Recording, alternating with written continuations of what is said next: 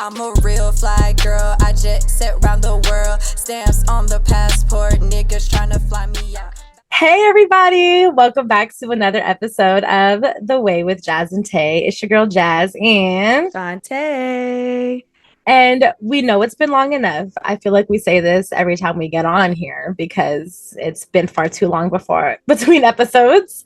But don't you guys worry, you will be sick of us.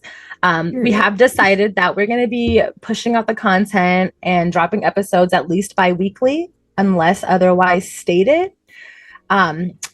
Climate in the world and politics and everything is real hot and spicy right now. We got a lot to talk about. So I think especially between now and November, y'all are going to be hearing a lot from us. Y'all know politics is one of our favorite topics and it is juicy this year. So, this is for us, this is for y'all, and for the sake of the podcast that we're going to be doing this. Absolutely.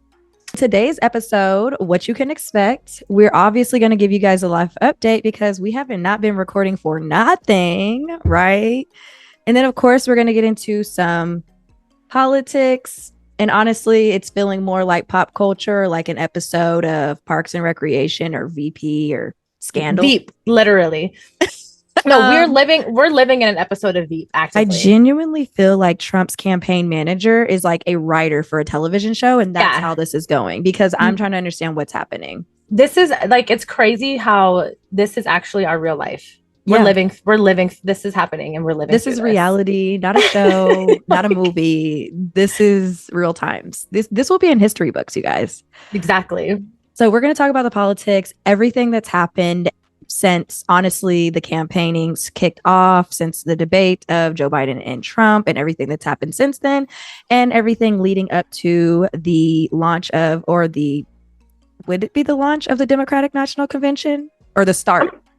The start of the Democratic National Convention. Right. That actually is starting today and it goes until the end of the week. So the hope is that I'm not going to spoil it. You'll know what we're going to say, but I'm not going to spoil it until we get into it. And then the next topic is going to be the main topic of the day is Ask Us Anything. So a couple months back, we asked all of you guys to submit questions to us and ask us just about anything you wanted to. And you all submitted a lot of great questions. And some really hard-hitting questions, too. Seriously. Yeah. So we're going to share those questions and our answers with you guys today. Without further ado, let's get into it. Yeah. So life lately, like, I feel like not only for you guys, but it's also good for Shantae and I to like tap in and check in with each other on what's been going on. We obviously talk to each other often and like every day, but sometimes it's surface level. We're not always getting into the nitty and gritty. And I feel like both of us have had a pretty decent amount of things going on, dealing with a lot of different things. And it's going to be nice to kind of just woo-saw it out and update each other and y'all on what the hell has been going on. Absolutely. So who's going first? I feel like you should go first. I feel unprepared. That's okay. No, listen, same. I was honestly kind of like, what the hell am I going to talk about? Right. But I can talk about, I have some highs and some lows, of course. The reality of life is that, it's literally not all sugar and gumdrops and spice, everything nice, whatever. But a little, what is that? The X that they put chemical in? X, literally. Chemical yes. X is in there too. Oh, exactly. Yeah. Unfortunately. But yeah, I'm coming down from the high of like my birthday. It's crazy how I don't know, last year was expected to be a production because it was my 30th, everyone 30, you want it to be great and memorable, but we turned right around and this year, it's not necessarily like it was a big thing, but I just feel like I was really busy. Like I just had a lot, going on, a lot to do. And it was a great time. Like I went to Blast Fest on my actual birthday. How was that this year? So much better. Like last year wasn't bad, but they definitely listened to the notes that were given. Lessons learned. Yes. Opportunity. Love but that. And I will say that like I love that up and down because like a lot of people who run things or do events, like they might not always listen to that or like, okay, whatever. A few people complained, but we don't see any issue with it. No, they almost everything that I feel like Viv and I talked about, like amongst ourselves, kind of like they made those changes and it was a really great time. So I just know that it's going to keep growing from here on out. So yeah, that was great. We I did, love that. yeah, we did a boat day that weekend. And then literally like the next day after the boat, we flew out to New York and was in New York for like a few days. Nice.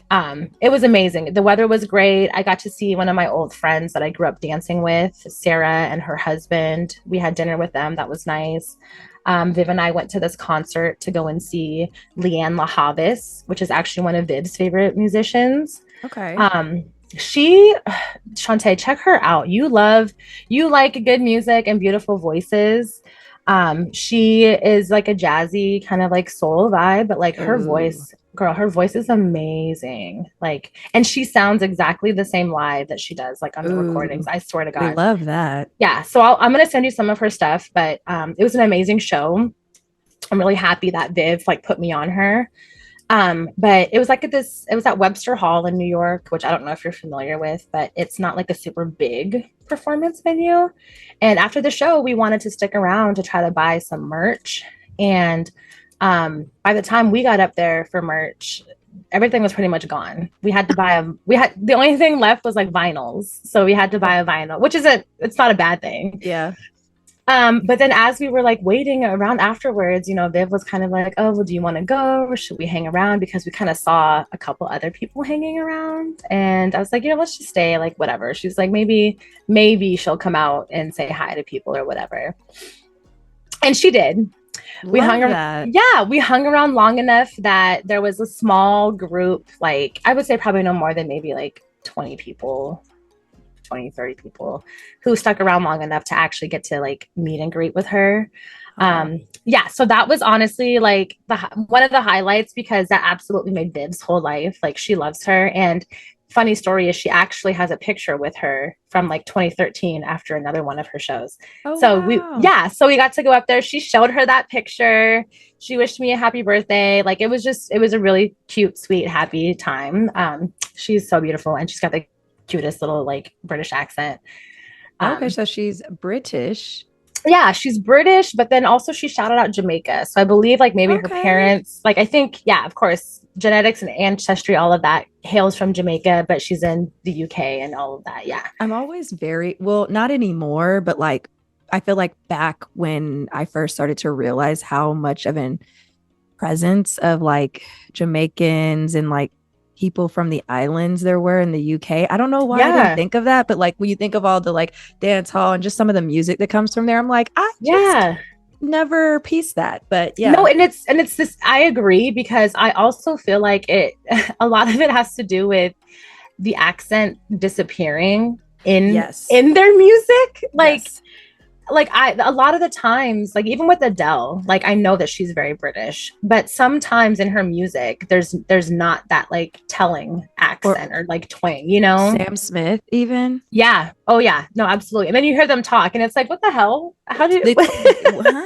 Or like all the actors and actresses that you're like, seriously, wait a minute, Tom Holland. You feel so like what's the word? Flabbergasted or just like. Well, I feel really like I feel like you lied to me. No, seriously. And like they're oftentimes so much better. Like they're really good. They'll be so good at American accents, you know, and they can switch back and forth. And it's like, and I can't. If I try to, and the thing is like I will try with my whole heart and all my might to like do a decent British accent, and I'll still just can't. And I'm like coming off as borderline offensive.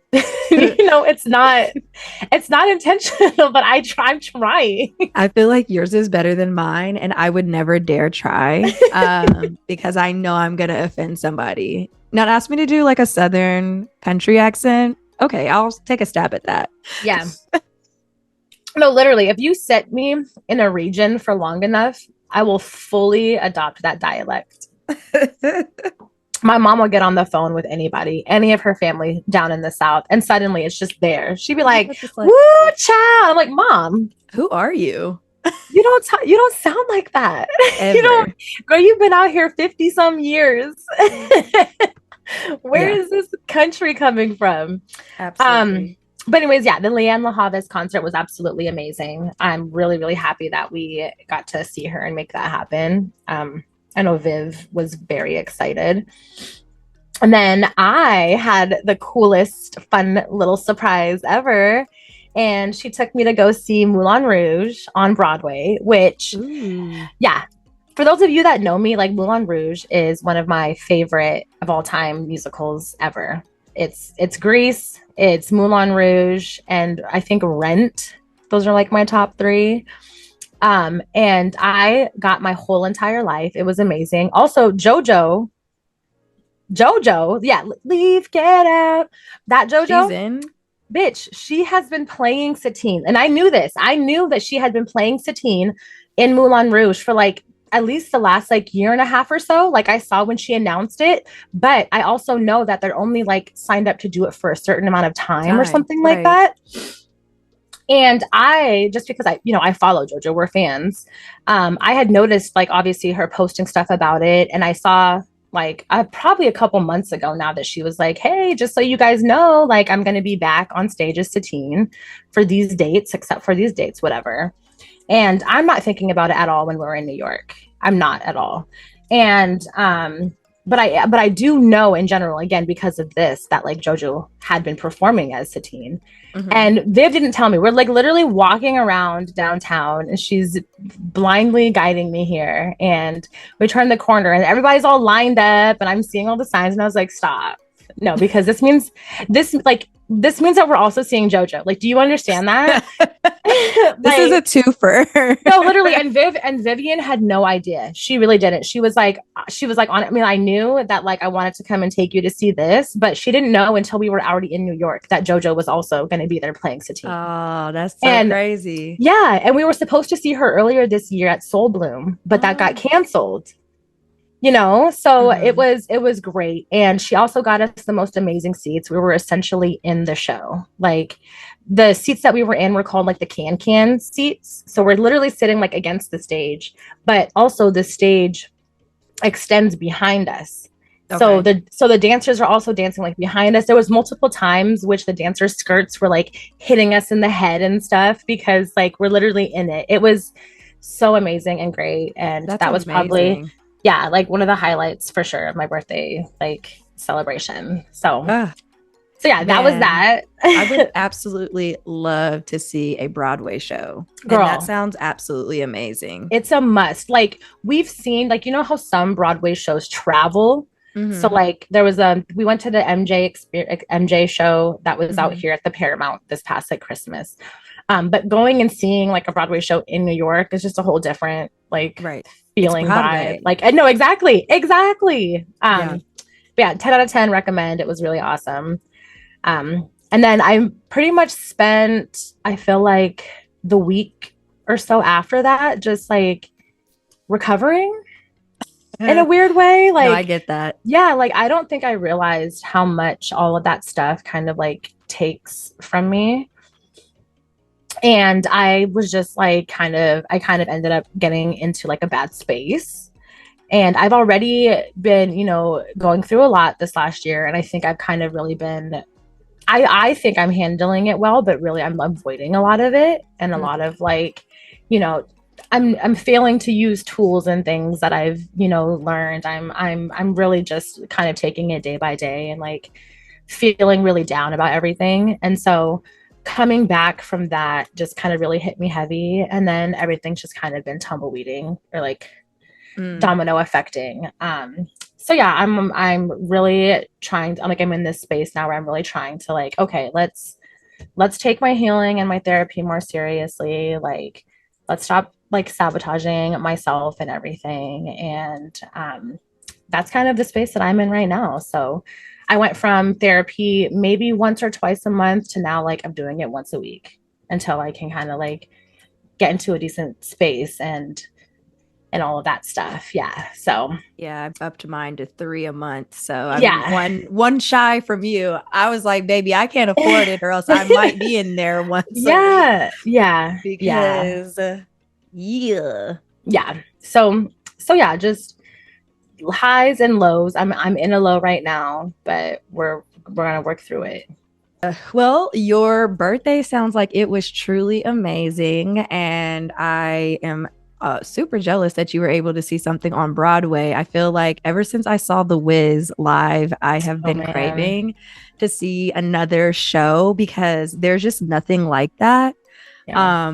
And I'm also sad to hear that you're in a low, but I feel like man life, sometimes that's just how it goes. Yeah. Um, I feel like it's very interesting that you said that like right after your trip, which was like a high, right? And your birthday, that like you went into that, because I was actually just talking to someone and they were saying like, ever since you came back from Seattle, you seem very sad. And I'm like, I am very sad ever since I got back. And Yeah, I'm so yeah. glad that someone's noticed. It's very Um, real and that happens. It's very real. Yeah. Yes. And I was like, with that trip, it was a vacation, but it's like I always say when I come back, it never feels like one. It's very high energy and there's so much going on. So when I came back, I was like very tired. Yeah. And then I also made you do a lot with me. Like but even that, like if you think about it, like I started it off on like Eastern Washington. Like I was in yeah. Idaho, then we drove Yeah. back. Like it was a lot of stuff just happening in general. And like I thoroughly enjoyed it, but like coming back, I was like, "Woo, I really need to like take a moment." And like I feel like I took most of July to myself. Like I didn't do much of anything in the month of July. And then it was like once the end of July kind of came around, work, personal started to kind of pick up, and it's been like, I don't know, for me, like I feel like I've just kind of been functioning through everything that's happening. Yeah. But Right. again, Like the bare not minimum, right? yeah, like Yeah. just trying to make it through every day, but Yep. like not really stopping for myself. And I would say like this past weekend, actually, which is funny enough because I got stood up this week. Mm. So I had plans, but I'm actually so happy that they fell through because it allowed me the time to myself to Yep. like sleep in, lounge around during the day, just take care of some small stuff around like my dad's house. I'm kind of transitioning, Yeah. like storing some stuff at his house, moving stuff out of rooms. So it allowed me that time, which I haven't had up until that point because I've been just on go. Yep. And so, like it sucked that I got stood up, but I was also like, man, I was actually not even like, when I Yeah. think about it, I was actually not looking forward to that because it just gave me something else to do when I have already been so busy, like for the past month. And I was like, honestly, I was just looking forward to this weekend being like a me weekend. And this coming weekend is the same way. I'm like, it's to myself. And then I have people coming out for Labor Day weekend. So it's like, I just know that I'm going to be able to get that time to rejuvenate, refresh for when my cousins come, which I'm very excited about. It's always nice when you can get some of your time back. Like, oh my gosh. Especially in a situation in which like it would be different if it was someone who you were very much looking forward to. Like those vibes are always, of course, very different. Like I know that I would make anything happen for Viv regardless of how I'm feeling. You know what I mean? Right. But like also there are times when like, maybe her and I do have like a packed weekend and we look at each other one day like, are you still thinking about this? And honestly, no. Okay, great. I'm glad you said something because I would be okay with staying in too. And like, right. And sometimes we'll do that to each other. Like, well, I didn't want to say anything because I thought you were still really wanting to go. Like, no, I thought you really wanted to go. So I was just gonna like, yeah, I was just going with emotions. Yeah. Yeah. And well, that'll be fun. And like spending that time with your cousins coming, like that's healing always. I feel like absolutely. I will say, to speak to some like highs, I have seen my family a lot lately. Yeah. And so that's been really nice. I haven't really, as everybody know, I haven't been doing as much traveling as normal, which I think is also kind of contributing to like why I feel so meh, and so I've been here, I've been dealing with the house and Airbnb and all of that, but I haven't really been able to travel. And like, sometimes it's like you hate the circumstances under which you travel, but like the first time I went back home was late July because one of my aunts was like really sick and in the hospital, and they were like, it was one of those calls where it was like, if you can't get home, do it. Yeah. And so me and my mom just decided to drive up there, and it was just a really good time, Yeah. And we already knew that we were coming back like 2 weeks later for my grandma's 70th birthday, but we just felt like we needed to go, especially me, because I hadn't been back. And I was like, I also don't know, like, okay, outside of my grandma's birthday, when's the next time I'm coming home? Right. Well, and I remember one of the big driving factors too behind you relocating out there was because like it's being in different states is like one thing, but like being in Washington versus Kentucky and all of that is different than being in Atlanta. Like it was a conscious decision because you knew that you would be closer and easily accessible in events and situations like that. Exactly. And you were really missing that. Like you were really missing your people. Absolutely. And so we did get to go home like back in like mid-July. And then I actually went to Boston for work, and I did a presentation. I presented to like the big boss, and I also got to meet a vendor, and that's right. Girl, I felt like a boss, bitch. But you are. Leading up to that, I was stressed out. Let's not forget you have your master's. Like, you know what you're doing. You're exactly where you need to be, Exactly. I'm exactly where I'm meant to be. And it felt really good. Like, I was nervous leading up to it. It took a lot of prep, but like the presentation, it was like even my boss's boss at the end of it came back and she was like, you were exuding confidence. She was like, you didn't seem nervous. I was like, I'm so glad, because like probably you're over here shaking before, and no, the thing was, I felt it. I felt confident. I was like, we have practiced enough times by the time I got there that I was like, I knew it. I was going through it with her before the meeting, and I felt like I couldn't even read my own notes. So it just felt good to get to the moment, and for it to just feel like I was just having a conversation. And nice. I think that's really what helped, was everybody was like, it's very conversational. Everybody reads off their notes. You'll be fine. And I was like, yeah. And like everybody on my team was like, oh my gosh, we didn't even know like the other work that you do. Like you sounded so good. And I was like, my like, sense of purpose. I love that. Good job. One of the other things that I got to do while I was there, so like I really love traveling for work, because generally I'll stay like through the night and then I'll leave like the next day. So I was only there for I was there for 2 days, because I also met with one of our vendors for a dinner, and we had this really nice dinner. I'm talking, we had octopus, I got to eat steak. Okay. We all shared sides. We had like a couple of bottles of wine, and just had really great conversation. And then the next day after that meeting where I presented, we had like a review of business and kind of like an 3-hour long session with the vendor. And also in there, I feel like I'm starting to find my own in pieces of my work, or in lanes of my work, where it's like I'm finding myself asking insightful questions, and I'm actually like inquisitive or curious about things. So that's like making me happy. For sure. But being in Boston, I always try to kind of like roam around a little bit, because it's a very like historic and like cool area. True. And so, I was done with work at 5. Tell me why I walked 40 minutes. I walked 40 minutes to the Institute. It was the Institute of Contemporary Art, ICA Boston. Okay. And they do on the day that I went, I think it's like Thursday is when I went, and it was like free Thursdays. Nice. So I was able to go and view this art museum for free. Period. So it was a nice day. So I walked myself. I walked over there. All things are sounding great. Like it was pretty cool. And I love doing stuff like that. But it was like a smaller art museum, and I was kind of like bummed, and I was like, well, I guess this is why it was free, because we only got to go on one floor. But it was like you walk around, and it was the last part of the exhibit that I was like, I think I found my favorite artist. And I say that now, and I've forgotten her name. Can't be doing that. I know how to spell it. She's Latina and Afro-Latina. Yes, and all of her art, she's Black. Literally kind of like, all of her art is kind of like, Oh, yes, I remember paying because homage to that.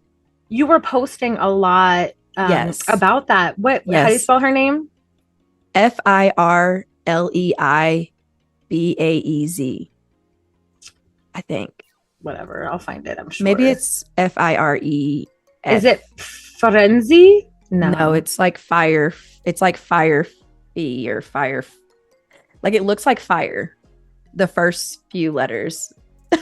And then and then what? Hold up. Let me I really want to find. find. Yeah, it's fire. So Firleibaez. Okay, Furley Baez or something like that. I butchered it, and I had to ask somebody, how do you say it? But like, so all of her art is like inspired by the Caribbeans, Afro-Latino women. Oh, I love that. It's kind of about like taking on like mythology and also taking on like stories of colonization of those areas. Yeah. And so like you'll see a lot of her art and they're like people. You can tell they're people, but then they're mixed with like other creatures. So like one of the pictures, it was a mural on a wall going into the exhibit, and it was a person that was standing and there was this big wave. And this lady was telling me she was supposed to be a siren. And she basically lured men into the sea, but she's very beautiful. And like literally the bottom half up to like her chest was a person, and then the top half was like bird feathers, and then the head was like feathers but completely covered. There was no face. And most of her paintings, if they had faces, they looked sad or forlorn, or they had no faces at all. I love this. I was obsessed. It's so intentional, you know? Yeah. Yes. And while I was in there, I recognized it. Like I was like, I've seen this before, and I'm like, it's calling me. Like I liked it when I saw it the first time, and I know I've been here before. I'm having deja vu. And so I was like asking one of the guys, you know, just kind of securing the area. I was like, you know, where did you guys get these pieces from? And are there other pieces that look like this with like maybe a different color scheme? Yeah. And he was like, well, you know, we get all our art by donation or like somebody or other art places. So it's totally like plausible that it would have come from a different art studio. And then I walk into the next room and I literally see the piece that I saw in Miami last year when I went to the Perez Art Museum in Miami. So last year I went there actually on a date, and we saw this piece, and I remember seeing the piece and being like, I really love it. And when we were there, we went on a guided tour, and he was explaining it. He was like, this painting is supposed to represent like the women of Afro-Latina culture, but specifically New Orleans, and how back in the day when they first got to like New Orleans, they had like this long, beautiful hair, and white women did not want their men to see that because they didn't want them to leave them. So they made them wear scarves. And so like, if you actually research, there was a law making like Black women wear scarves and hiding their hair. So in this painting, though the woman has no color because it's all different colors meshed together, it almost feels tie-dye. She has like a seashell scarf on her head, but her eyes are forlorn and sad. And I was just like, wow. Yeah. So that's my new favorite artist. Oh, I love that. I love, like, you know, it's one thing to see art that like moves you, or like, you know, and like everyone says that, you know, art is what's that, interpretive, or like, you know, it's kind of on you or whatever. But like, I love when you can look at a piece and you can feel that and you can see what the artist's intention is without necessarily like reading anything about it. And yes, it like evokes a feeling from you. Yes, 100%, 100%. Oh, I love that. I really love that. So and also that just like, wait, it also bothers me because it's like, you get mad at us in this day and age today for wearing scarves on our heads. Like, we can't do nothing. We can't have anything. We can't have good hair. Nope. We can't have nappy hair. Nope. We can't wear our hair in braids because or locks because it's unprofessional. And then we just want to copy you, and we're trying to be like you if we dare put some heat on it. Like, damned if we do, damned if we don't. Yes. So it was in 1786, the governor of Louisiana proclaimed that all free Black women must wear tignon to make them different from white women. As if our skin tone wasn't enough, but okay. Bitch. And the texture of the hair. I'm so sorry. That's how you know it was like, it's straight up haterism at this point, because it's like, yeah, it said that these were headscarves typically worn by enslaved women to keep their hair up while they worked. Yeah, deep stuff, girl. I'm gonna have to look into that, because that's really interesting, and I want to see more of this particular artist's work. Oh yeah, well, and I'm so sad because like I was like, oh, I hope she has prints that I can buy. She does not. She values her art, and I respect her for that. But you know what? I do, and actually, in this day and age, I truly do feel like that will separate a lot of artists from other artists, because it's not, and I'm not like shitting on anyone that does do prints or anything like that. Like, absolutely not.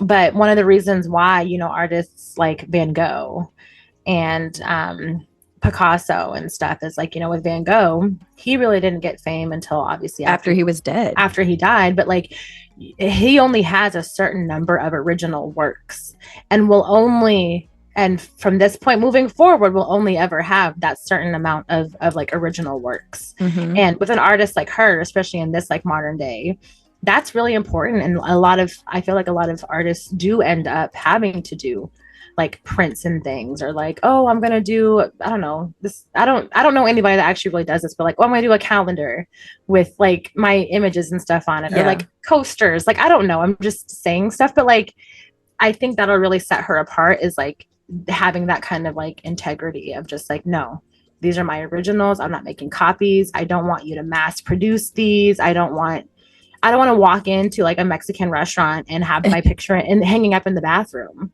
That is so true. But like, you know what I mean? Like, no, I totally get what you mean. Just because there's 800 of these lying around, like it quote unquote decreases the value in a way. It does. And I was like really hoping, I was like, you know, I get that. And I was hoping that like they'd even have some in the gift shop, and they didn't even have them there. They only had a book of her work. And I was like, oh, she's serious about it. And that still like is directly an ode to the artist. Yeah. Like very intentional. That. Yeah. Like they had some tote bags, but I was like, no, I want like something I can hang on my wall. So I'm going to be looking for that for the rest of my life. I got you. Find one. Right. Just save up for it. Just start a fund. Well, every time I Googled, it was like, oh, do you want to enter an auction? I'm like, I don't have auction money. Like, no. You're like, you know, I could enter into an auction just for the experience, I guess. I'm not going to walk away with anything. Yeah. It'll be fun. I'll start at the lowest bid to make sure hopefully somebody bids over me. But yeah, so that was probably the highlight.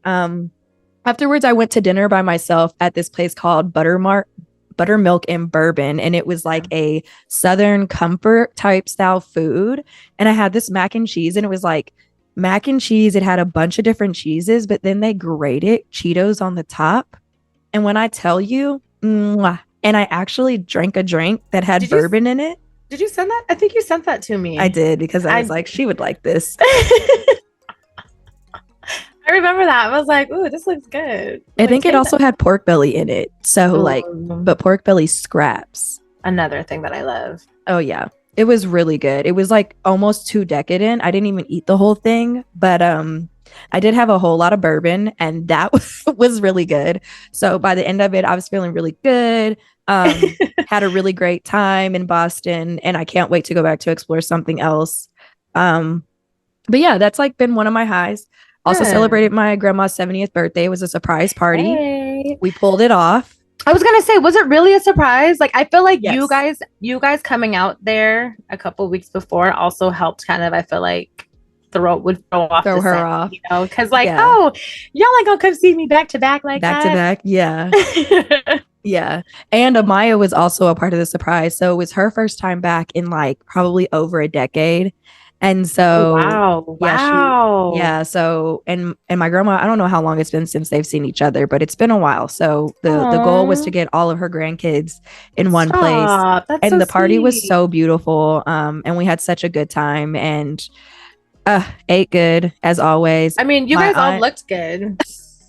We did, didn't we? Shug looked really good. How did you guys get good? Like, how did you guys get her to get all dressed up without like being it like a giveaway?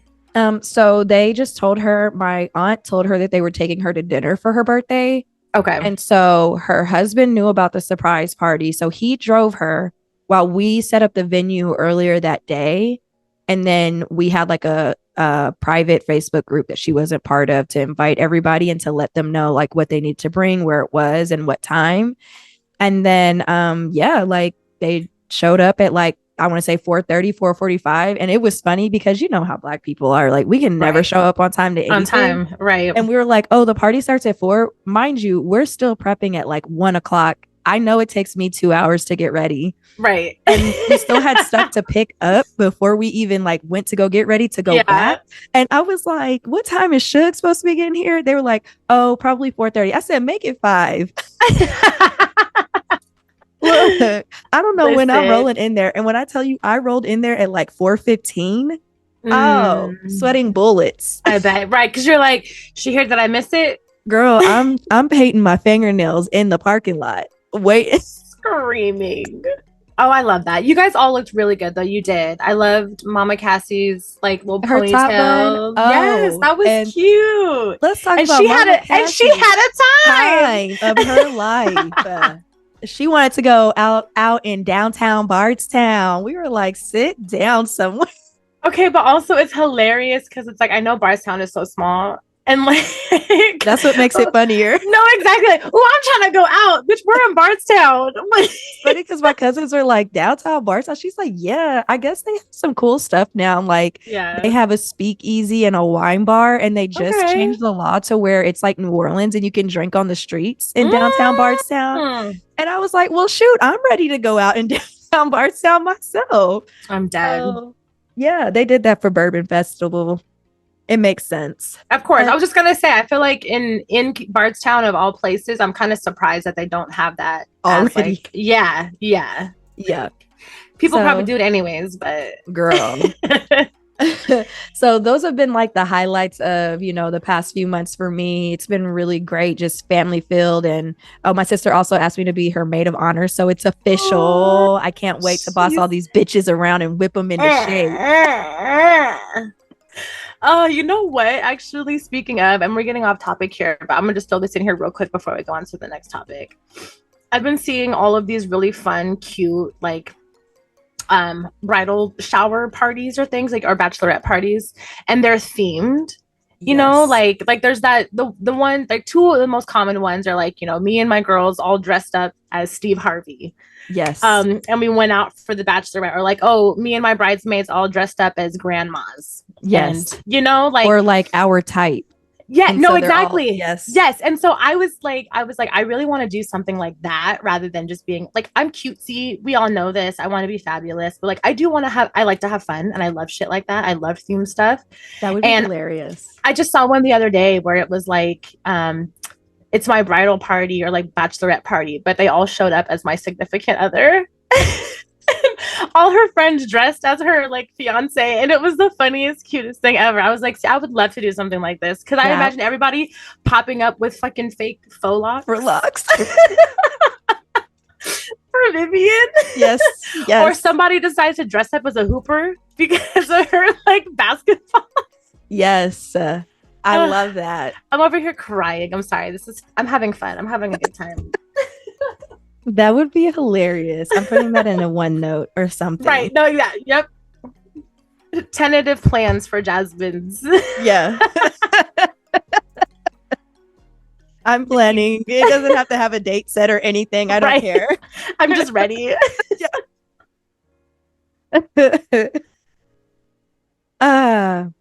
So now that we have gone off topic and, you know, spilled our tea on the tea, we're going to move on to something else that we'd like to spill some tea on. I said team. I didn't hear team. I heard tea. So you're good. Okay. We're going to talk about this. Oh, what do we call it? What is it? I'm calling, I guess, I don't know. I'm calling it pop culture politics, because it is politics at the end of the day. Yeah. But we always keep it cute and fun and relevant, you know? So like, we don't like politics can be so fucking boring. Oh. And it can be so like, you know, just you can get sick of it really quickly. I feel like we like to deliver it with a little bit like we're smart, we're educational, but like also we have a little fun with it. Girl, I don't know whether to call this like an election year, a hot mess express, a dumpster fire show, or what. I think all are acceptable. Yeah. It feels like a lot. And I'm going to be honest, you guys know how much I love election years and how much I live for this shit. I'm going to be honest. I have been tuned the fuck out. It has been too much for me.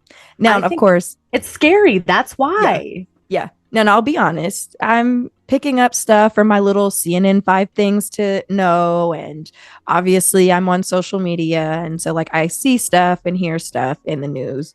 But, like, normally, I feel like, just like we said earlier, we haven't really recorded as much. So, normally, we would have probably had at least 2 to 3 episodes by now on half the shit that's happened. Unpacking it all, excuse me. Baby, I remember at the top of the year when we were coming back and Jazz and I were like, do we want to talk about like Trump's trial? And I said, no, because and now we've gone through the trial. He's a convicted felon and he's still on the ballot somehow. And this is why we didn't want to talk about it, because we knew and just like with how this election, excuse me, I have the hiccups apparently. That's awful. But like, I just see how everything is lined up with this year's election, and we weren't ready for Hillary, and I don't know why we think we're ready for Kamala, but I'm hoping and praying for the grace of God that this happens. But I'm just imagining him screaming, "This was stolen from me," and all of his Trumpers, this is not my president, or I'm like, how can you claim a stolen election twice when like, sir, you should literally be in jail right now. He should be in jail. He shouldn't be on the ballot. Like what are we doing, America? So many questions. So I am confused. Let's start like 2 months ago. Literally 2 months ago. No, a month ago. Sorry. Yeah. So unfortunately, Trump got shot at and they missed. I'm so sorry. Literally, my mom texted me and I said, damn, but they missed. Missed. And I should preface it, like, we don't wish death upon anybody. Please know that this is all jokes. I don't actually truly. Shut up, Shantae. I see your face. We can't be on here like we can't say that. I don't wish that he had died. But here's my thing on why I think it's a hoax. Because look, they got JFK, they got Abraham Lincoln. You feel me? And we're finding out that the security obviously was not up to par. And for this particular scenario or situation, they shouldn't have missed. Exactly. They shouldn't have missed. There were so many opportunities for it to have gone in the worst way. I didn't want it to go that way because then he would have been a martyr. And that would have been more annoying than what we've got going on now. Yes. I also want him to go to jail because he's a felon and that's where he effing belongs. No, I agree. At the end of the day, no matter how I feel about him and about like what could potentially happen and like the thought of that actually being like a successful assassination really truly is terrifying. That actually is very, very, very, very scary. Absolutely. Like, it just go ahead. It's like, I don't know. It just kind of goes back to like even 2020. It just feels like unrest, it just feels like a person who everybody so reveres, not everybody, but like the guy who shot him was a Republican. Like, they so revere him and they shot at him and succeeded. Like, I would have been like, look, nobody's safe. Honestly, true. No. And that's exactly why, like, at the end of the day, it's truly terrifying. Like, so sorry, let's back it up real quick. July 13th, 2024, Trump was hosting a rally in Butler, Pennsylvania. This is where the alleged assassination attempt took place. And we just say that alleged because so many people, like, from the moment that it happened, a lot of people were very skeptical on the, like, facts of it, or just like, could this really be, like, and his behavior immediately afterwards, like, they did not rush to evacuate him from the area. They gave him time. They didn't rush to evacuate anyone. No one left. They all stood around. You know, they slowly kind of acted like they were ushering him off stage, and then he stopped to do this whole fist up pose. And this picture has now become, of course, viral and famous because He's got his campaign. Yeah, he's got blood on his ear from this gunshot. There's a plethora of American flags behind him, and he's got his fist up, you know, like it just all kind of seemed very too much, too good to be true. Like, yeah, it's just, I don't know. It's an episode of Scandal. You feel me? I'm like, we're living in a mix of, have you watched The Boys on Amazon? First of all, Shantae, watch it. You'll like it. You will see, and the way that they run this show is very intentional. There are a lot of parallels in what's actually going on in our real life and how they portray it in the show. But the show is definitely like a parody. Okay. So like everything that they kind of like talk about is stuff that like has happened it's almost like a direct parallel, but it's almost like the worst case scenario, or like just the most dramatic, like out there kind of thing. So yeah, definitely watch The Boys, but like with all of this stuff going on, it all seems very calculated and staged and fake, and like they're pulling all kinds of strings behind the scenes that I'm like, there's no way this is real. We're in a TV show right now. I just go back to like, I'm sorry, but like if I have the audacity to go to a public area in the broad daylight to shoot at the former president who is covered by Secret Service, I cannot miss, because that is mission impossible. You come out, you're not coming out of it. You're not. And they did it, allegedly. Whoever this. And this person I truly believe was the martyr. This is the martyr.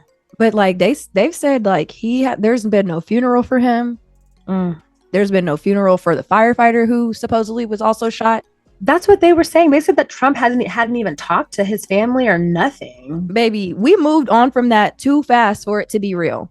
And you know why we moved on from it?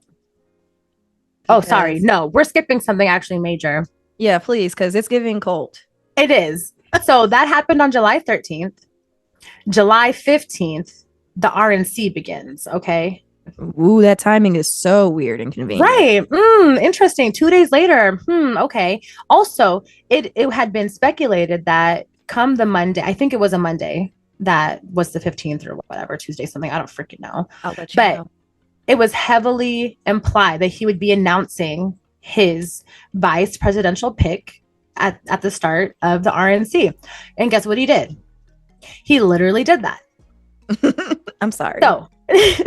So he, on the 15th at the Republican National Convention, he accepts the GOP nomination for president, vowing a tone of unity for the nation after he now is a victim of a gunshot by way of his ear. Which that wasn't even that wasn't a bullet wound. That was like a piece of glass. Yeah, that hit him. There's also like no information on what actually happened. I'm sorry. And he shows up with that big old freaking gauze pad on his ear, and everybody else is wearing it too, which is just again ridiculous. But yeah, that same day, so 2 days after he gets shot, he announces JD Vance as his pick for vice president. Really quick, I wonder if anybody bought stock in those bandages after that. I'm dead at you. That's what we need to start doing, like thinking like something's gonna happen, these idiots are gonna be all over it, let's buy stock in it, shares or something. You're not wrong.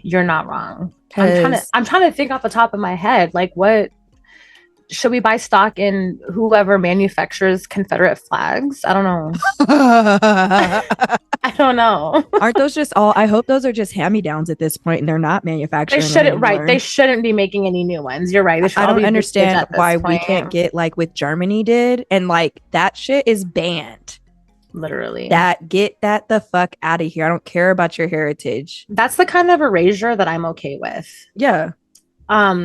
So yeah, July 15th is when he goes to the RNC, announces vice presidential pick. And this is all after the high of him getting shot in his ear at this rally. Okay. July 21st comes. Okay. So we're now almost a week after the RNC and his acceptance, all of that. Now, after a series of very questionable public appearances and speeches, which left everyone feeling less than confident. I know I was. I was definitely like, I don't feel great about this, but I'm gonna stick beside him because it cannot be Trump.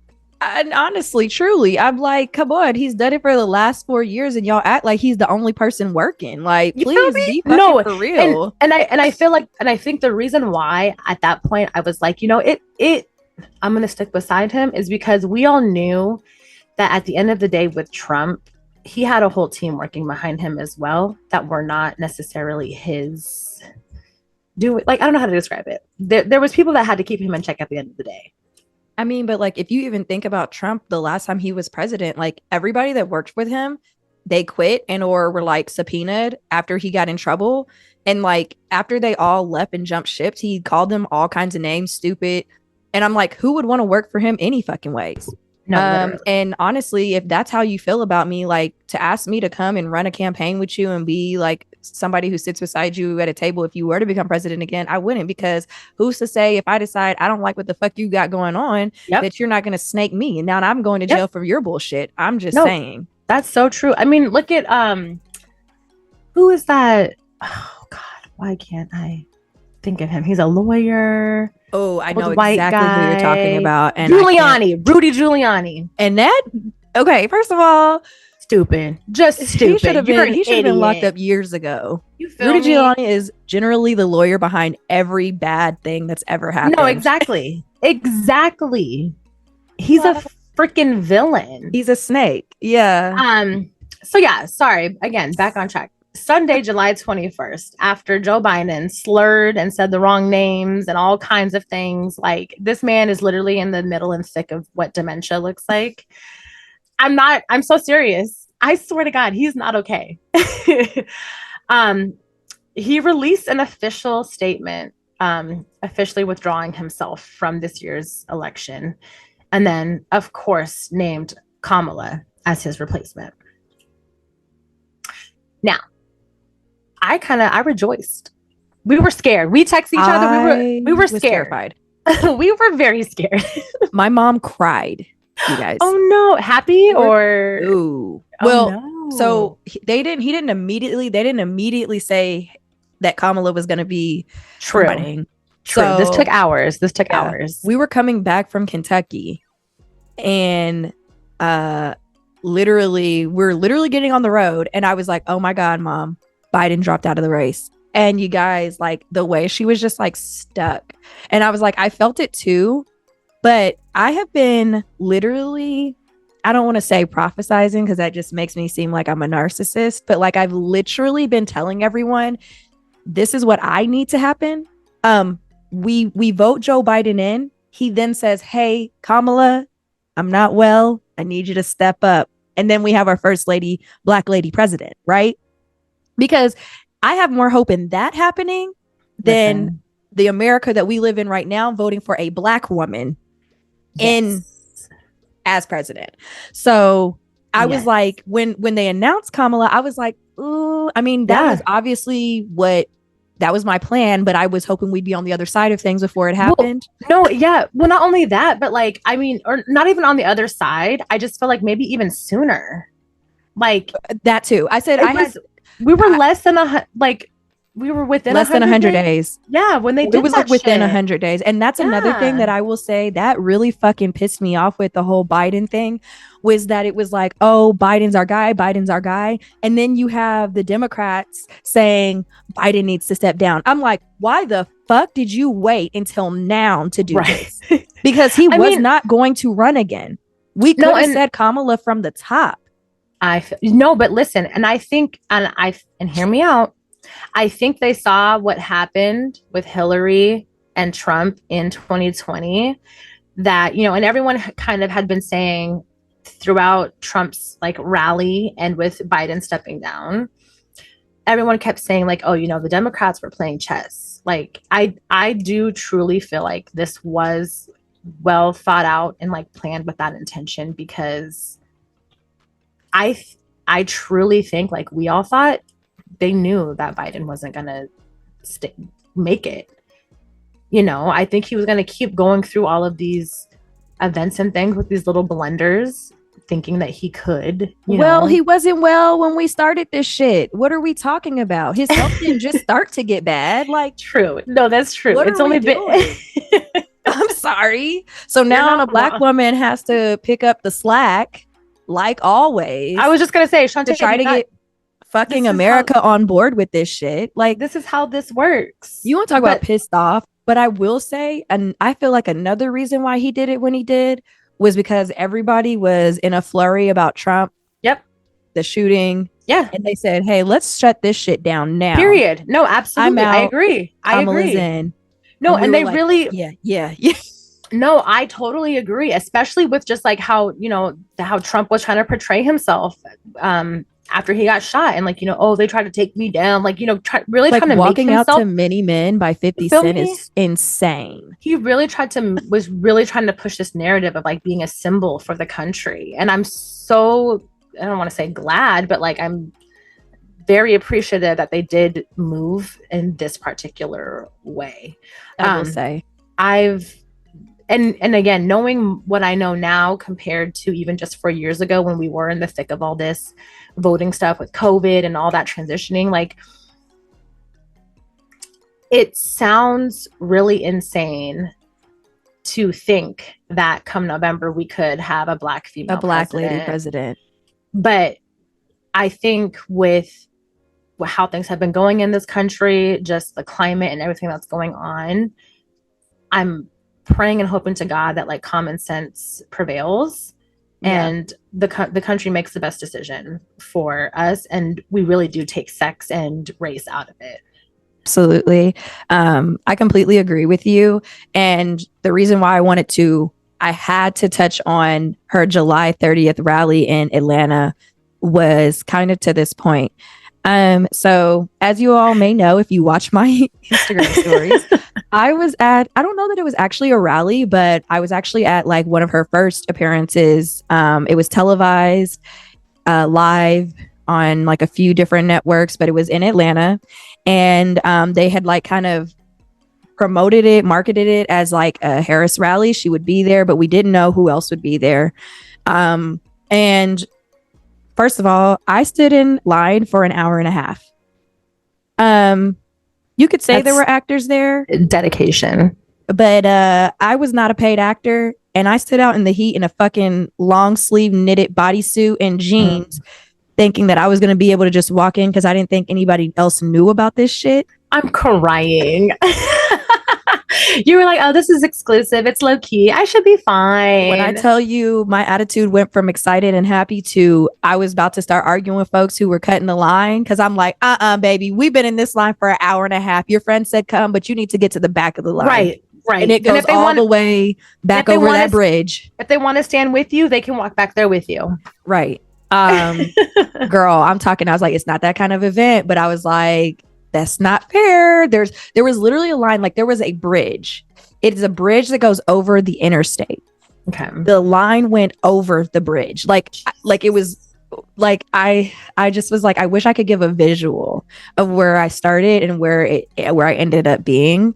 And I ended up making friends with this older gentleman who was in front of me, and we like sat beside each other and saved each other's seats and everything.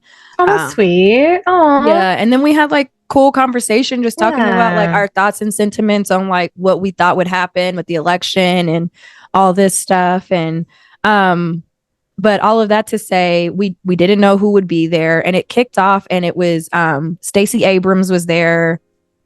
She spoke. One of the congresswomen in one of the districts, she spoke, and then both Senator Warnock and Senator Ossoff were there. And if you know me, we've seen Warnock before. Yes, that's our guy. They were hype. I'm talking, the stadium was going crazy. It was packed out. That. It had to have been over 10,000 people there.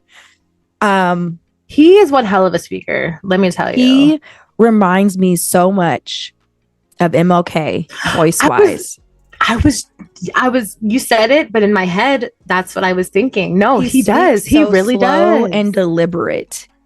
And I love it. Very intentional. Like, sometimes I'm like, consumable also. Like, you can lose a lot of people in speeches, but he's so consumable with how he talks about things. some days I think to myself, maybe I should just go down to his church and see if I can catch his service, because I think I could be moved. You know? Amen. Glory be to God. Hallelujah. Because I was moved that day. Okay. I was. And even Osop, I was like, yeah, he's younger too. So, you know, he's speaking to a younger crowd, but them together was really powerful because they're kind of like Kamala. Like, you know, when the last election happened and I told you that there was no way Georgia would go blue, and they made Georgia go blue, and they have 2 Democratic senators now. I remember that because you were so like, no, I was it's like, not good. I remember. And I was like, no, Shantae, look, it could. And you were like, you were literally like, you're like, I hear you. But look at the history. Atlanta doesn't go blue. Blue. They don't do that. Yes. And they said that. They were like, you know, everybody counted us out. They told us that we wouldn't be here and that we couldn't do it. But look at us now. And I said, I know that's right. So then after they go off, something strange happened. And this is part of what I want to talk about and some of my feelings towards strange. It was strange, girl. Then they had Meg Thee Stallion come out and perform 4 songs. And what were they? What were the songs? It was Girls in the Hood. Period. Mamushi, is that how you say that song? Watashi wa Sta. Okay. Sta. Okay. I get money, I'm a star. And she did the dance. I was doing the dance up in the stands. Period. Right. Yeah. Yes. Nobody else was. She also did Body and she did Savage. Okay. Did she do the Beyonce? Obviously not. No. She didn't. Obviously not. And I just remember thinking, why is she here? Yeah. I was texting Jasmine and Sonora and they're like, she's coming. And I was like, but no, she's not. I think she's here for something else. And Sonora's like, no, it was in the New York Times and Megan confirmed it. Like, no, she's going. But why would she be going? And the first thing I say to them is it wrong of me to assume she would come out here and twerk? And then she came out and she twerked. And she twerked. Oh, baby Jesus. Listen, and I still I stand on this. I do 100% understand where you come from and your feelings around it and everything. But like, I truly do feel like this political game has changed. And I think Trump is responsible for that. I feel like we have to definitely play a little bit of a different game because of that.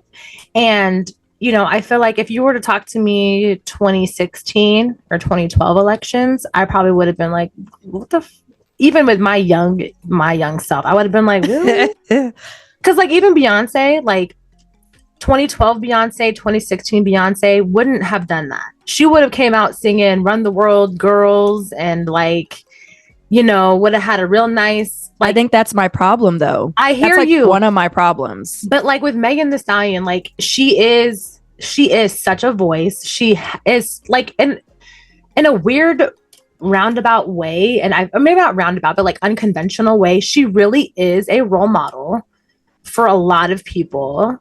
And I think she was a really great pick as far as like, who would it have been? Ice Spice? Would it have been? No, they Cardi should have. B? They should have nobody performing. Doja Cat? They should have had nobody performing.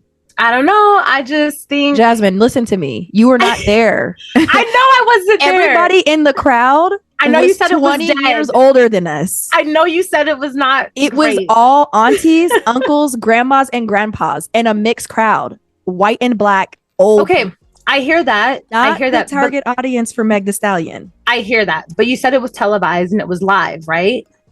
Yes, and then they drug her on every other platform, saying, "Why the hell is she here?" And they needed bodies to fill out the stadium, girl, and then they needed Megan for everything else. Girl, I'm telling you, I was in that line for an hour and a half. Nobody was there for Megan. Everybody I was like, literally, if you watch my video, it's me loud as hell, screaming the words. Everybody else, the most they did when she came out was record. That's all they did. Nobody singing.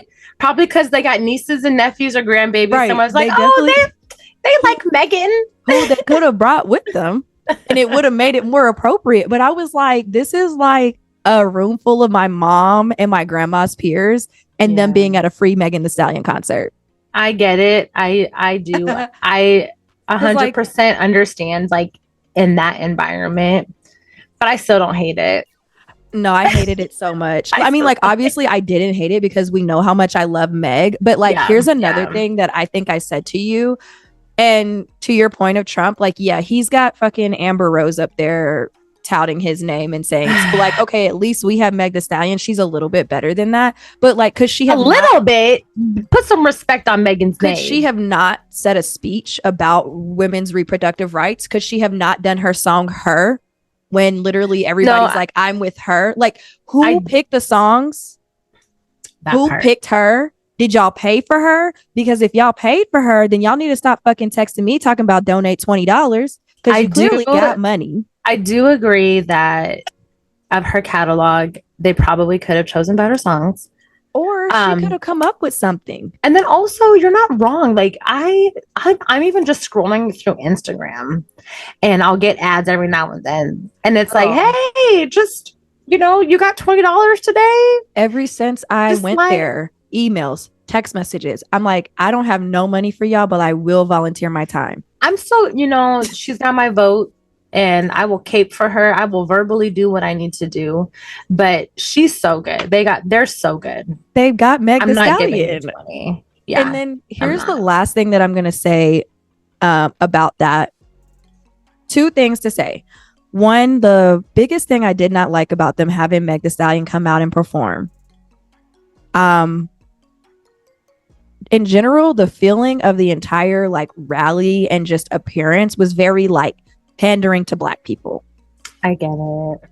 There were Black people in there. Obviously, we're in Atlanta, but there were also white people. Yeah. Why are you playing Not Like Us? And why are you playing Bone Crushers? We Ain't Never Scared. It was just like a lot of like, I want to say a word that I don't want to say anymore on the podcast, but let's bleep this out. Niggotry. It was very like, what? And then they brought Meg out. Like, I was sitting there and it was like, I loved when the politicians came out and spoke because it was moving. Yeah. But then it was like, we would have hold music, and the hold music was just like bleeped out versions of stuff that I was like, why would you be playing this here? Yeah. It does not make sense. I got you. To go to Meg Thee Stallion performing, it felt like, one, Atlanta is a place where they don't care about anything but ass shaking, nightlife, and this is what they need in order to be interested in Kamala Harris or to get her to vote. Or the target audience is young, we're out of college, and that's all that they care about. And I just felt like I felt insulted and offended. I was like, this is like very much like, I'm sorry, Trump and his people, they can do whatever the fuck they want. But if we're going to tout that like we're the smart ones and educated ones, I'm sorry.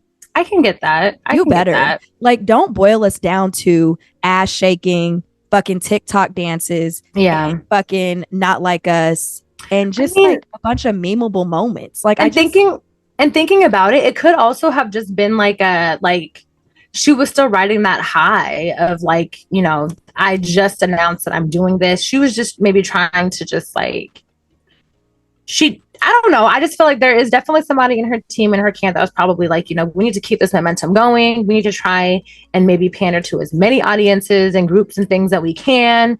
And until like, I don't know. I don't freaking know. But no, like it's like I told you guys, I definitely understand why they would do that. But I was like, I didn't like it. I was like, at the end of it, I just felt really like, it felt like something Hillary would have done, honestly.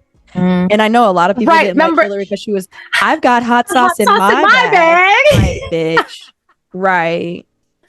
Okay, Beyonce. Right. And then, okay, I hear you and feel you on that heavily. But I'm going to come full circle. And what I will say, and this is why I feel like Megan was not needed. They had Quavo there. He didn't rap. He actually spoke. He did a speech. He spoke to gun violence and and that's the reason why he's backing Kamala. Yeah. Yep. And he's from Atlanta. Makes sense. They could have done they could have had Lotto do the same thing. Like Andre 3 Stacks, Big Boy. Ludacris, T.I. So actually keeping that in mind, or like to that vein, and you speaking about it being a more general, like older audience anyways, it probably would have held more or like precedence if they did have like Andre, like Outcast, or any like, of those like people we they're just named. yeah, I feel you on that. Erica I feel Baidu. you. No. We can't get no. Lil Wayne, Reginae Carter. Reginae, yay. Lil Wayne, nay. Yeah, because I'm pretty sure he's been backing Trump, and I'm like, what is he talking about? But the last thing that I wanted to say, coming full circle to your point that you had made earlier, and like taking race and the fact that she's a woman out of it, and like how we kind of felt like when they announced it, we were not feeling very well. Like we didn't feel good or safe about the fact that like there's a Black woman on the ballot and she has to go up against this white man who has a cult behind him. The one thing about that rally, I walked out of that rally with so much hope and so much faith in her. When I tell you, it's like when we go, and I know it's crazy to compare it to this. I don't know if you have the same feeling. I have it at most concerts, but like when we go to Beyonce concerts and you can feel that energy from everyone else. Yeah. When I was in there, I could feel the energy of everyone else. I love that. It was like everyone was on the same page at the same time. And it was basically, we're not going back. We got you, Kamala. And that to me, I walked out of there and I was like, yeah, I'm ready to fucking fight this. So with that, I signed up to fucking volunteer my time. I'm going to be doing like hotline services to make sure that people are like registered to vote. I love that. Shantae, yes. Because I want to do my part. And I was like very moved after that. I love that. That stuff actually really means a lot to me. And it's so important. And like, even outside of just like the grand scale of things, like if there's any way that you can volunteer and help with even just like your local elections, like it really truly is so important. Voting as a whole is so important. We used to fight for this stuff, and like it truly kills me when people are like, yeah, I don't fuck with either of them, I'm just not even gonna do it. It's like it's so crazy, just the amount of privilege that we have, that you can just literally choose to or like have that mindset that it's whatever. Just thinking about this the other day, I was like, we're like one of the only countries where we're like, oh, I don't like it, so I'm not gonna vote. And there are people dying and they're not even like in a democratic type of a society. No, like, they're forced to do the same thing over and have no voice over it. We have so much voice that we can literally not do anything. There are power in numbers. And I really truly hate when people take that stance, because it's like you're giving up all of your power. Yes. You're completely relinquishing that. Two things about that have really started to annoy me. It's always annoyed me. It annoyed me last time. It's the reason why Trump won against Hillary, was because a lot of people did not vote. One, they are not trying to suppress and take away or find snaky ways to take away our vote for nothing. If it didn't matter, they wouldn't be trying hard. Thank you. First of all. Second of all, back in the day when we did that podcast with Tyson. Yes. And I said, people died. And he said, is that true, or is that just something people say? And it is sometimes something people say. For sure. It's also very true. And I not recently, but I pretty sure in like one of our last episodes, I talked about how I went to that National Center for Civil Rights and Human Rights in Atlanta. Mm-hmm. It was during like probably in February when we did our Black History Month podcast. Mm-hmm. Mm-hmm. And they have a section about segregation.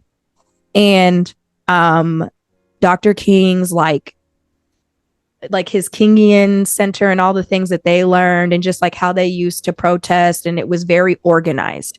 And I said that in the episode. I said, we have not known organization like that since that time, because when I tell you they were disciplined and they were organized and they were focused, we don't have that today. I said, but one thing that I did learn is that like they spelled out the people who were murdered because they were going door to door trying to get people to vote. Like there were white people who were murdered for trying to get Black people the right to vote.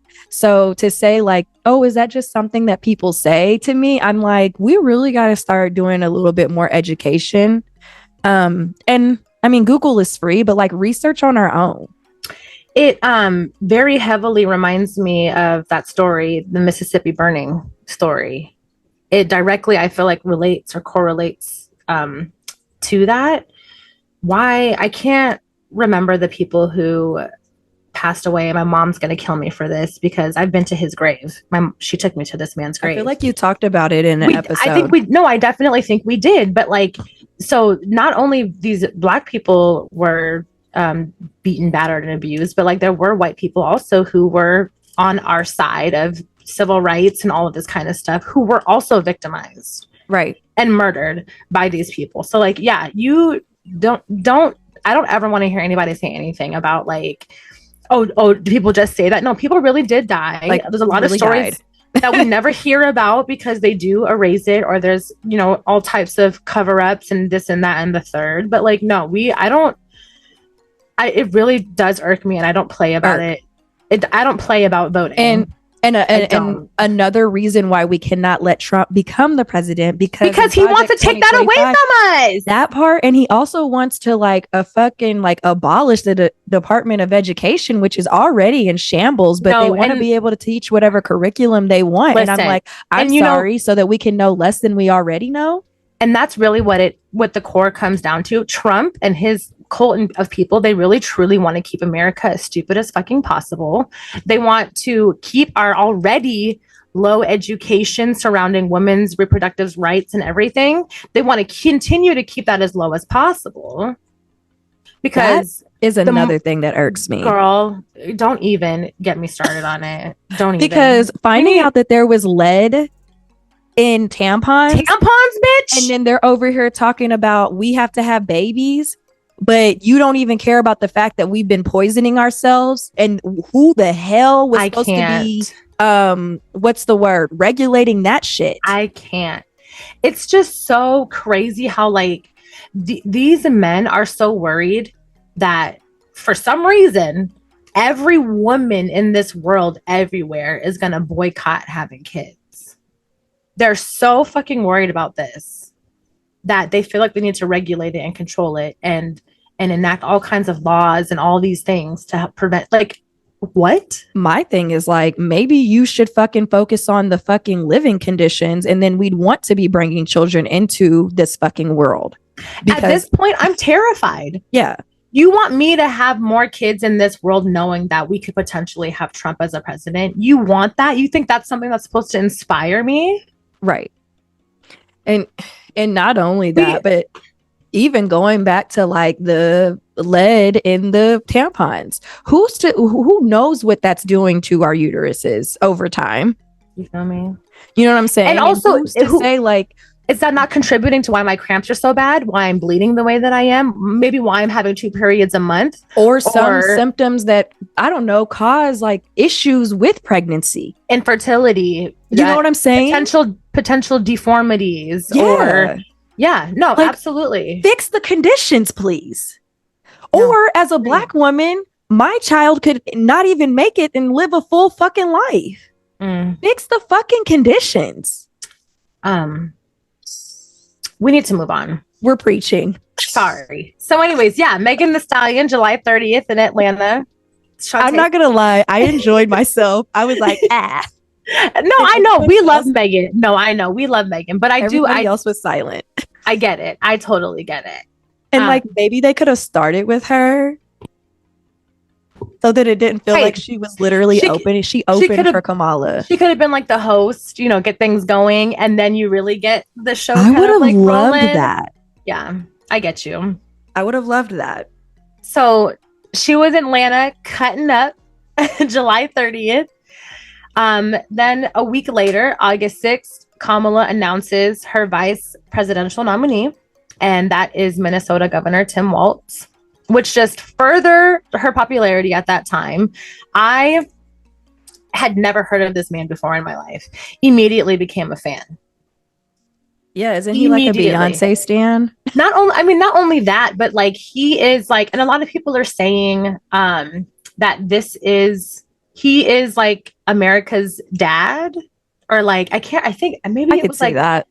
Maybe get it was that. like Viv or something, but like basically just summing him up as like, this is the type of like father figure that when we talk about, you know, great dads and people who have shown up in your life and all of this and that and the third, that he really truly embodies that, and not necessarily like Trump's idea of what a man is or a provider or whatever. I mean, do we even know what his values are in that kind of way? I don't know. I just know that he likes to cuss in front of his kids. He likes to cheat on his wife. And he also said that his daughter is hot. Which is, again, always if weird. It wasn't his daughter, he'd bang her. I'm like, what? Which is always statement weird. Is that? But listen, that's not new when it comes to white America. Incest, that is literally what the South is built on. And I'm sorry, I know you're from the South, but like, I mean, Kentucky doesn't consider themselves as the South because they played Switzerland when it came down to the Civil War. I was about to say civil rights. I got you. When it came down to the Civil War because they wanted to be able to keep their slaves, but also stay out of the war. So I don't really know. Also, I'm from Kentucky, but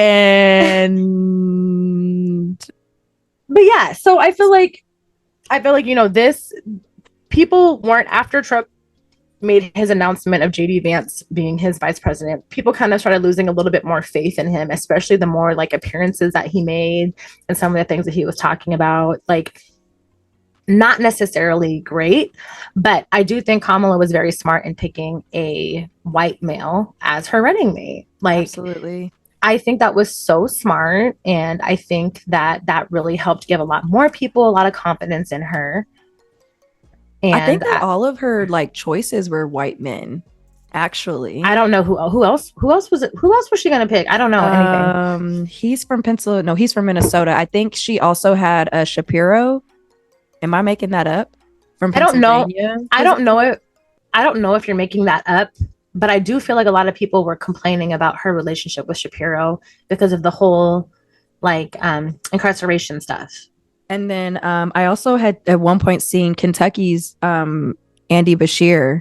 Okay. He's the governor there. And I was like, I actually liked that because he's a really great governor, but I'm also like, I think Kentucky needs him. So please don't take him. Right. Yeah, I was like, please. Anybody else? Yeah. So yeah, that was August 6th. And I feel like it just kind of really helped further propel this campaign and help garner more support. And then August 12th came along, and that video of Trump on a golf course with his son, just talking badly about her. Like, and we talked to Sonora a little bit about this. A lot of people hear him calling her a effing bitch. I didn't necessarily hear that. I heard him saying that she's just so fucking bad. Needless to say, nothing about this conversation I feel like is really okay. Like, nothing that he said really should have been said about her, I feel like, or even in that kind of platform, whatever. You know what Kamala said at her little thing in Atlanta? She said, since you have so much to say about me, why don't you come and say it to my face? And period. I cannot wait for the debate. And listen, I truly, hands down, believe that like these debates, which they always have, they never not have them. Yeah. I truly believe she is going to eat the fuck up out of this man. Eat him up. Debates. Because that's, I also think he's shaking his boots. Oh no, he is. And his only attacks are ever personal. About her appearance. Yeah. And they never have really anything to do with like her policies, anything about what she wants to do with this country, et cetera, et cetera. It's always, and I just remember the debate that he had with Biden. Like, why are you talking about Hunter? We all know that Hunter is not him. Like, what? Separate the two. Oh no. Should we talk about your children, Mr. Trump? Right. Like, is that what we're doing here? What does that have to do with the future of American and the question asked? Because I'm pretty sure they didn't ask you about Hunter Biden. That's a deflection. And I think that like I've seen a Period. video of him saying like he was basically doing like a press conference talking about like, oh, they stole the election from Biden. They forced him to quit. And he's like, I think it's a shame. And basically trying to seem like he was supportive in him staying in the race. And I'm like, the only reason you're supportive of him staying in the race is because if you have to debate somebody, at least you guys both look stupid together. Thank you.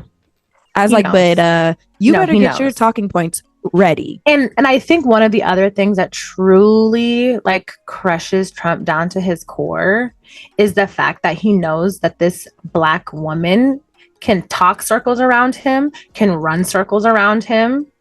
Like, Can tell when he's bullshitting because feel she's me? literally a prosecutor before, Like, attorney she's- general. yeah, no, she was actually truly built for a job like this.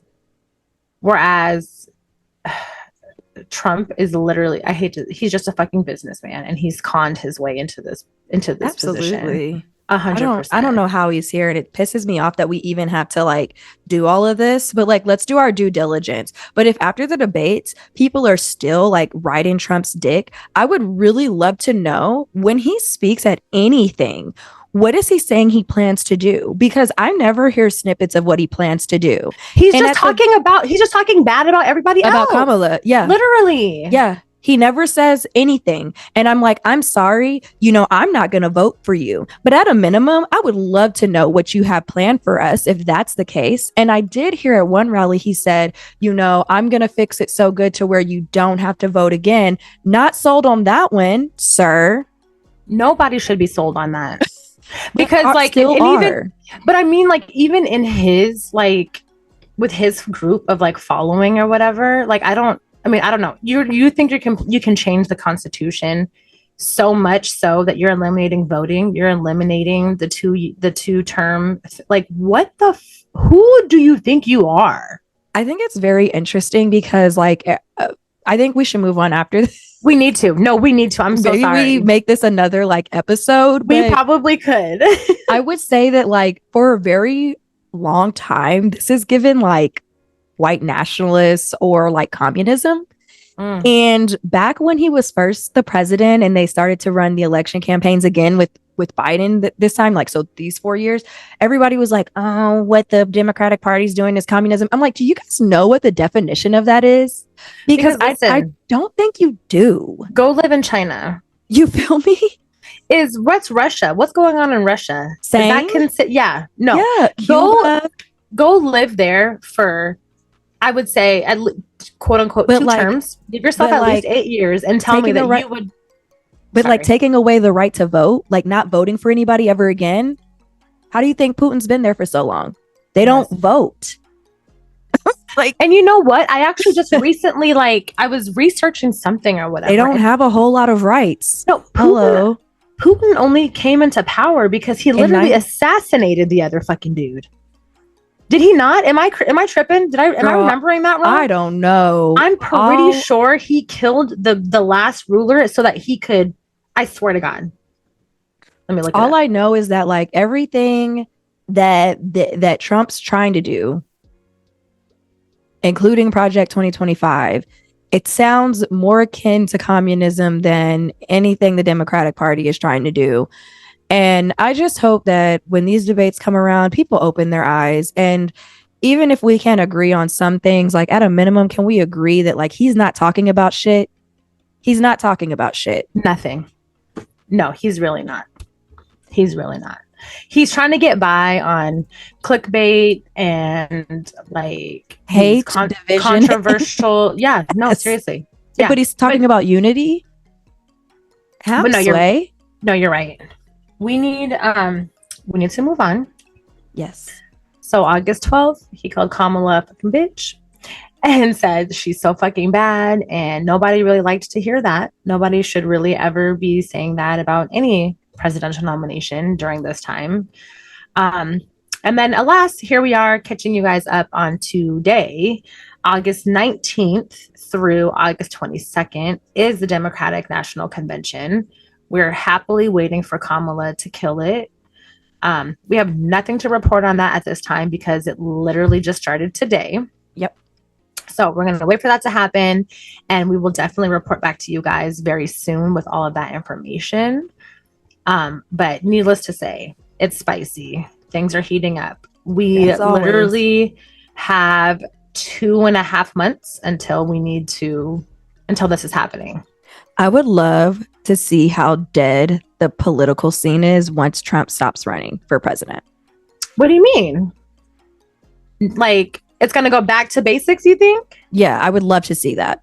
I'm not gonna lie. I would love to see that. I'm ready for a break, to be quite honest. I'm very much ready for a break. I feel like my blood pressure goes up, and like I feel like high stress every time it's an election year. Every time in the last 3 elections, I've been like, oh my God. Like, I'm so ready to just go back to fighting about like, oh no, we're about to go on a government foreclosure government shutdown, and the housing market's crashing. Oh no. Like, right. I'd rather much deal with those monsters. Those are not great, obviously, but like, that's more like considering shit. Yeah. Considering what we could be subjected to with Trump running another term, like, no, I'm good. And again, I don't wish death on anybody, but like, I hope he has a stroke or a heart attack or something that really severely like debilitates him from continuing to perform. I just feel like if he doesn't become president this time, they should go ahead and put in like an age limit. And then I hope that it's okay. He's past the age limit. No, and I hear you. I think in general, Supreme Court justices, all of them, representatives, state senates, and all that. Why? I know we probably didn't know what to call Alzheimer's and dementia back in 1770, whatever, when we were writing this shit. But age is such a huge factor. Like, and you know, I just what other job do people work past like 55? You feel me? Why is that? Why is Biden like 88? There is nobody in my life above the age of like 75 who I can confidently be like, oh, they've got this. I think they could run this entire company actually by themselves. Like, I think they got this. No, Biden's only 81. Bitch, same difference. You know what I'm saying? I don't know anybody that's still working that old. It's wants to, and it's very concerning. And if you don't want to do the whole age limit thing, that's fine too. But then after like 75, we need to be doing cognitive tests and physicals and everything every single year. We sound ageist as fuck, but I really don't care. Fine. That's fine. But also, like, think about like, you know, the before and after pictures they do of presidents. Even the one of Obama was extremely jarring, and he was only in his 50s. Right. like the job does something to you. I do not think you should be that old and be running the free world. Obama was in his 40s and 50s, and he wasn't the perfect president. He authorized drone strikes and all of that. But like, that stuff weighs on you. It does take a lot out of you. You cannot sit here at 75, 80 years old talking about these are the kinds of things that I want to be doing in my golden years. These are the decisions that I'm happy to be making. I'm sorry, I wouldn't even be president of the United States, and at this time in my life, I don't want that, because it's too many people who like have too many opinions, and he literally has to listen. He doesn't have to listen to the opinion of everybody, but he does have to take that into consideration. Yeah. And then you have to make one sound decision. Nobody's ever going to be happy with that. No. It's like, you can probably have like a panel of advisors, you know, people who have been in these roles and positions before and everything. But I do very much agree that like, the older that candidates and things get, the scarier that it becomes, because there are a lot of issues that come along with that, and we can't deny that. We can't. Yeah. I mean, that's true. But he has run it for the last 4 years, and we haven't died yet. We haven't died yet. Okay, so I think at this point we should wrap it up. This is the episode. Right? We had a pop culture politicking episode. Yes. We had a whole lot to say. We did. Listen, this is why we can't record once every like 2 months. I feel like in our next episode, we're going to keep it a little bit lighthearted. We're going to touch on our Ask Me Anything. I think we should start off with that. Absolutely. And then we'll definitely update you guys on what's been happening at the Democratic National Convention. Love it. Sounds good. Look, I'm over here. I'm excited. I'm excited too. I love having these kind of conversations with you, especially when you and I haven't had like in-depth conversations leading up to it. Yes. This is stuff that we really enjoy talking about in general amongst ourselves. So it's nice to be able to have it in this kind of like layout and like forum. And I think our listeners appreciate that too. I was going to say, I'm very excited to hear what our listeners have to say. So as always, join the conversation, y'all. Leave us some comments on our YouTube page, or you can always DM us at The Way Jazz and Tae. That's our Instagram. And The Way JT on Twitter. You can PM us, or you can just add us. Okay, because if you got something to say to me, say it to my face. Please. I love being on public forums because ooh, you're pressed. You're spicy. Me? Ooh. Yes. So get at us, holler at us, argue with us, because we love a good debate.